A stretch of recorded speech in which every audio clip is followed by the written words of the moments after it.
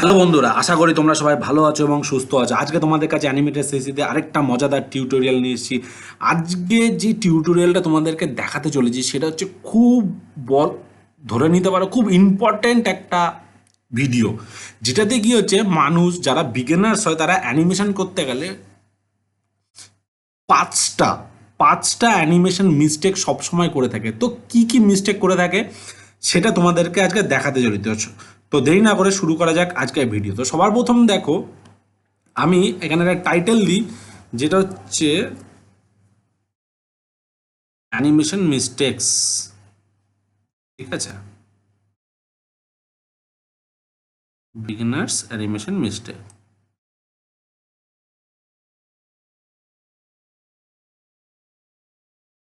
ঠিক আছে, তো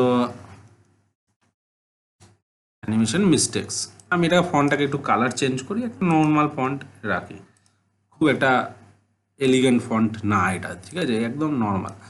তো প্রথম যে অ্যানিমেশন মিস্টেক্স যেটা করে থাকে মানুষ, সেটা তোমাদেরকে আমি এখনই বলবো। ঠিক আছে, আমি একটু কালার চেঞ্জ করি এটা, তাতে তোমাদের বুঝতে সুবিধা হবে। এইখান থেকে প্যারাগ্রাফস তো লাগছে না, আমি এখান থেকেই কালার করে দিই। এই যে, ঠিক আছে বন্ধুরা, তো দেখতে পাচ্ছ অ্যানিমেশন বিগিনার্স অ্যানিমেশন মিস্টেক। তো প্রথম যে অ্যানিমেশন যেটা ভুল করে থাকে সবাই, ঠিক আছে, সেটা হচ্ছে নাম্বার ওয়ান। যদি আমি লিখি, আচ্ছা এক সেকেন্ড দাঁড়াও, আমি এখান থেকে হ্যাঁ নাম্বার ওয়ান লিখি ডট। প্রথম অ্যানিমেশন মিস্টেক যেটা করে থাকে সেটা হচ্ছে টাইম অ্যান্ড স্পেসিং। টাইম, ঠিক আছে, অ্যান্ড স্পেসিং। এস, আচ্ছা স্পেস দিই, টাইম অ্যান্ড স্পেসিং এখানে একটা। তো time and spacing, S P A C I N G, spacing spacing. তো প্রথম যে অ্যানিমেশন মিস্টেক যেটা সবাই ভুল করে থাকে সেটা হচ্ছে এক নম্বর হচ্ছে টাইম অ্যান্ড স্পেসিং। তো এই টাইম অ্যান্ড স্পেসিং জিনিসটা কি, নতুনরা অনেক সময় কি করে, ক্যারেক্টার বা অবজেক্ট খুব ফাস্ট বা খুব স্লো মুভ করায়। ঠিক আছে, অ্যানিমেশন করার সময় কি করে, নতুনরা অনেক সময় ক্যারেক্টার বা কোনো অবজেক্টকে না খুব তাড়াতাড়ি ফাস্ট মুভ করিয়ে দেয়।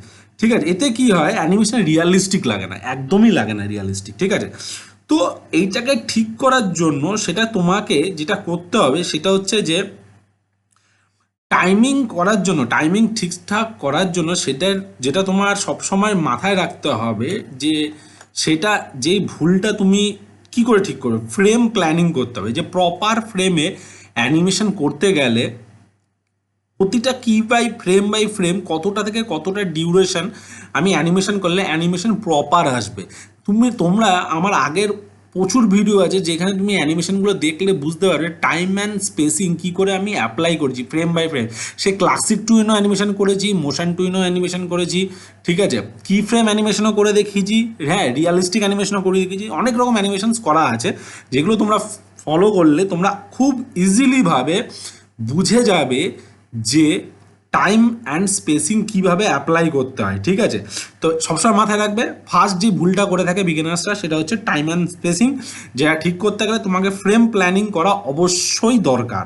ঠিক আছে, এবার আমরা দ্বিতীয় ভুলে চলে আসব। দ্বিতীয় ভুলটা যেটা হচ্ছে, যেই ভুলটা নর্মালি সবাই করে থাকে, ঠিক আছে, যেটা আমি দ্বিতীয় ভুল পয়েন্ট হিসেবে আমি টাইপ করছি। ঠিক আছে, এখানে এখানে 2 নম্বর, ঠিক আছে, এটার নাম হচ্ছে রেফারেন্স ব্যবহার করে না কেউ। ঠিক আছে, F R E N C R E F E R F E R E N C, reference not use.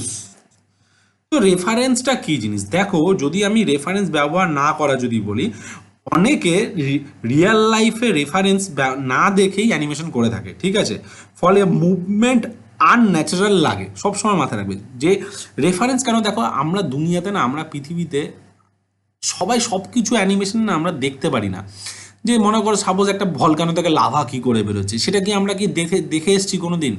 মনে করো মেঘের ভিতর মেঘ কীভাবে নড়ে, সবসময় আমরা আকাশের দিকে তাকাই না।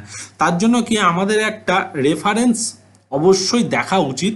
সেই রেফারেন্স দেখার জন্য তুমি কি করতে পারো, দুটো অপশান হতে পারে, এক হচ্ছে মিরর বা ভিডিও রেফারেন্স তুমি ব্যবহার করতে পারো। ঠিক আছে, কি বললাম তোমাদেরকে, একটা হচ্ছে মিরর বা ভিডিও। মিরর মিনস যে তুমি মনে করো নিজের ফেস এক্সপ্রেশন দেখার জন্য তুমি আয়নার সামনে দাঁড়িয়ে নিজের ফেস এক্সপ্রেশন দেখতে পারো বা বডি অ্যাক্টিং পোজগুলো দেখতে পারো। ঠিক আছে, তো আর যদি তোমার মনে হচ্ছে যে না এরকম আমি দেখতে লজ্জা লাগছে বা আমি করতে পারছি না, সবার সামনে অনেকটা সবাই পারে না।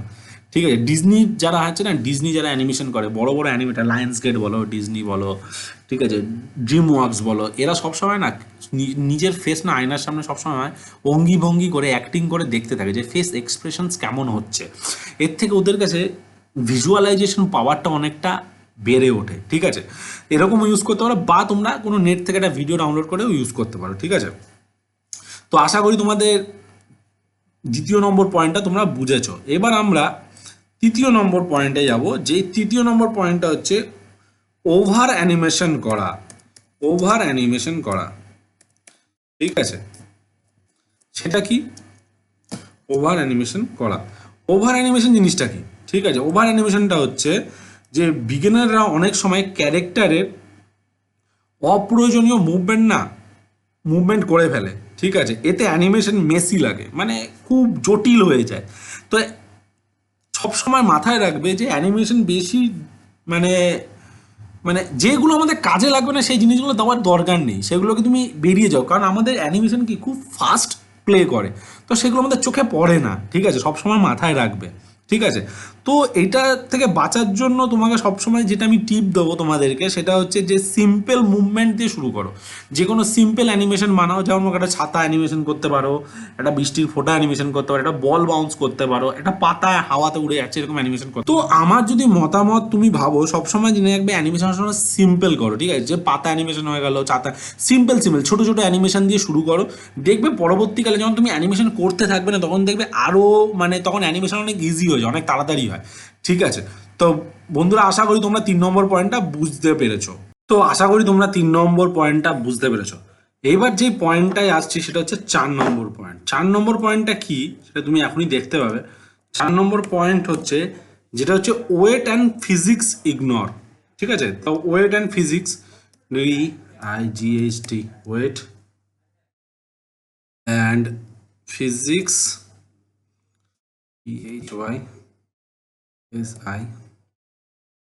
PHYSICS, physics ignore. ঠিক আছে, ওয়েট অ্যান্ড ফিজিক্স ইগনোর করা জিনিসটা কি আমি তোমাদেরকে যদি সিম্পল ভাষায় বলি, তাহলে সেটা হচ্ছে যে অবজেক্ট বা ক্যারেক্টার মুভ করলে তার ওয়েট অনুভব হওয়া দরকার। ঠিক আছে, নতুনরা এটা নর্মালি ভুলে যায়। ঠিক আছে, যে কোনো ক্যারেক্টার হোক, যে কোনো একটা বস্তু হোক, সব কিছুর না একটা বেসিক একটা ওয়েট থাকে, সেই ফিলটা তোমাকে দিতে হবে অ্যানিমেশনের মধ্যে। ঠিক আছে, তো সেটা যদি তোমরা না দিতে পারো, ঠিক আছে, তাহলে কিন্তু সেটা একটা মানে একটা খেলনা টাইপের লাগে, মানে খেলনা বা হাওয়ায় ভাসছে। এই জিনিসটা তোমাকে বুঝতে হবে, যেটাকে বলা হয় গ্র্যাভিটি, যে জিনিসটা। তো সবসময় মাথায় রাখবে যে এইটা যখনই তোমরা অ্যানিমেশন করবে, সেটার জন্য তোমরা গ্র্যাভিটি জিনিসটাকে বুঝতে হবে তোমাকে, এবং slow in slow out follow করো। Slow in slow out follow করলে তোমরা গ্র্যাভিটিটা না খুব ইজিলিভাবে বোঝা যায়। ঠিক আছে, তোমরা আমার আগের অনেক ভিডিওতে দেখবে যেখানে আমি slow in slow out use করা শিখিয়েছি। What is slow in slow out, use করা শিখিয়েছি, এবং সেখানে তোমরা ইজিলিভাবে বুঝে যাবে যে গ্র্যাভিটি কী জিনিস। ঠিক আছে, যদি তোমরা না বুঝতে পারো তোমরা আমাকে বলো, আমি আলাদাভাবে আরেকটা ভালোভাবে একটা টিউটোরিয়াল বানিয়ে দেবো, যেটাতে তোমাদের বুঝতে সুবিধা হবে। তো এর পরের পয়েন্ট যেটা এবং লাস্ট পয়েন্ট যেটা তুমি বলতে পারো, যেটা হচ্ছে 5 নম্বর পয়েন্ট। ঠিক আছে, সেটা হচ্ছে কি ফ্রেম প্ল্যানিং। ঠিক আছে, কি ফ্রেম প্ল্যানিং। ঠিক আছে, ফ্রেম প্ল্যানিং, PLANNING, কি ফ্রেম প্ল্যানিং না করা। ঠিক আছে, যে যখন আমরা অ্যানিমেশন করি কোন ফ্রেমে কি বসবে সেটা প্ল্যানিং করাটা খুব দরকার। অনেকে কি করে সরাসরি অ্যানিমেশন শুরু করে দেয়, অনেকে, এটা সত্যি কথা, অনেকে কি করে চিন্তা করলো হুট করে একটা অ্যানিমেশন বানিয়ে ফেললো, কিন্তু স্টোরি বোর্ড বা কি পোজ না করলে অ্যানিমেশন অনেকটা সময় না দুর্বল হয়ে যায়। মানে স্টোরি বোর্ড যদি না করো না, সবসময় মাথায় রাখবে যে তোমার সিন কীরকম হতে চলেছে সেটা তোমরা তো অনেকে কি আছে স্টোরি বোর্ড বা কি পোজ যদি না করো না, তোমরা সিন কি হতে চলেছে না সেটা তোমরা বুঝতে পারবে না, এতে কি অ্যানিমেশন অনেক উইক হয়ে যায়। সবসময় মাথায় রাখবে যে কি পোজ বাই পোজ অ্যানিমেশন করা, মানে প্রতিটা ফ্রেমকে ধরে ধরে অ্যানিমেশন করা, যেটা আমি তোমাদেরকে আগের অনেক ভিডিওতে করে দেখিয়েছি, ঠিক আছে। এবং তারপরে হচ্ছে যে, এবং সেই ফ্রেমগুলোর মাঝখানে যদি বলতো একটু ইনবিটুইন ইউজ করা। ইনবিটুইন কীভাবে ইউজ করে আমি তোমাদেরকে কিছু কিছু ক্ষেত্রে ইউজ করছি, কিন্তু কোনটাকে ইনবিটুইন বলে সেটাকে আমি তোমাদেরকে বোঝাইনি। তো এটার উপর আমি একটা ভিডিও খুব শিগগিরই আনবো, ঠিক আছে। তো আশা করি তোমরা বন্ধুরা তোমাদের এই 5টা বিগিনার অ্যানিমেশন মিস্টেক্স তোমরা বুঝতে পেরেছো। এটা খুব কমন মিস্টেক হয়ে থাকে, যেটা অ্যানিমেশন করার সময় খুব পরিমাণে ইউজ করা দরকার। এই মিস্টেক্সগুলোকে সলভ করার চেষ্টা করো, সিম্পল অ্যানিমেশন দিয়ে অ্যানিমেশন স্টার্ট করো। এতে তোমাদের কি হবে, অ্যানিমেশন খুব স্মুথলি এবং খুব অ্যাট্রাকটিভ লাগবে, মানে খুব মানে ন্যাচারাল অ্যানিমেশন লাগবে, ঠিক আছে। তো আশা করি বন্ধুরা তোমাদের আজকে ভিডিও ভালো লেগে থাকবে। যদি তোমাদের আজকে ভিডিও ভালো লেগে থাকে তাহলে তোমরা অবশ্যই এই চ্যানেলটিকে লাইক করো, কমেন্ট করো, সাবস্ক্রাইব করতে বলো না।